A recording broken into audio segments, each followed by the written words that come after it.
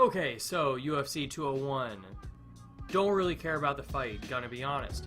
But Robbie Lawler lost, which I didn't see happening. I don't think a lot of people saw happening, but it happened. So after that, Tyron Woodley's been saying some pretty crazy stuff. Straight off the rip, he wants to say he wants to fight Nate Diaz or George St.Pierre, which, first of all, I don't know how he thinks he has the right to start making requests like that after he's won one solid fight.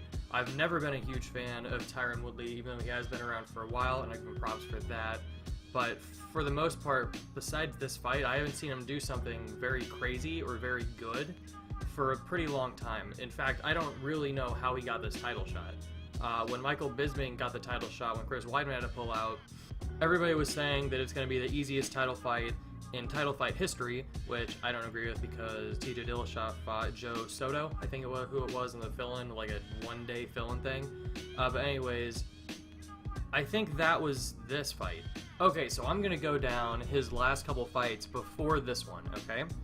So in 2014, he fought Carlos Condit and won via TKO. Then he fought Rory McDonald and lost that one by unanimous decision. Dong Young Kim, who isn't known to be, I mean, he's not bad, but he's not known to be amazing, in 2014, and he beat him in 1 minute. And then he fought Kelvin Gastelum, which was one of the worst fights I have ever seen in my entire life. And that was the last fight before this one. So I don't know why he got the title shot, because there's so many more worthy people in that weight class that really should have it. And the guy on the top of the list for me is Stephen Wonderboy Thompson, who I'm a huge fan of. I believe that he's deserved the title shot for a while now, and they never give it to him, and instead they give it to Tyron Woodley.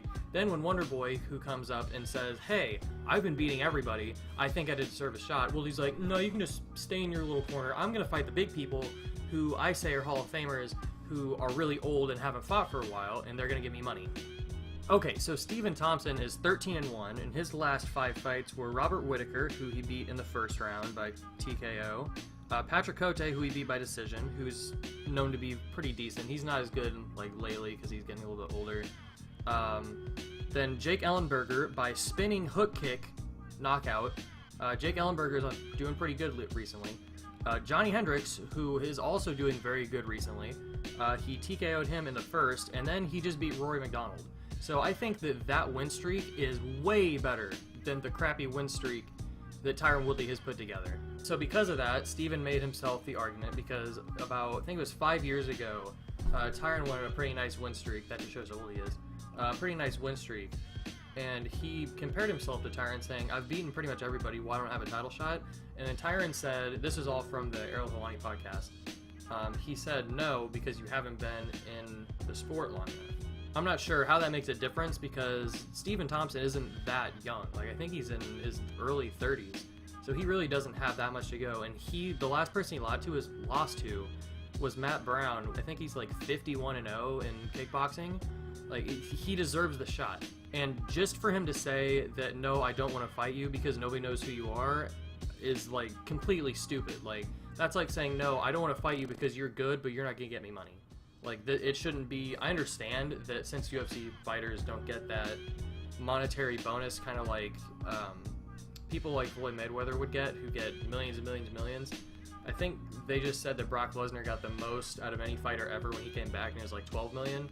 So that just shows you the comparison between all the really big boxers in this sport. But I think that since he was lucky enough to get the title shot, and he won fair and square, like, I'm not going to take anything away from him, it was a beautiful punch, he shouldn't be able to like dictate who he fights that much unless GSP comes back and GSP says he wants to fight him, which I'm pretty sure that's what's happening. I could respect that because I think GSP should get a title shot, but I don't think he should be able to pick and choose who he wants to fight just because of how much money they'll get. And that's pretty much all I want to say for this video on this topic. If you enjoyed it, please leave a like, subscribe, comment if you disagree or agree, or do whatever you want to. Have a great day, guys. See ya.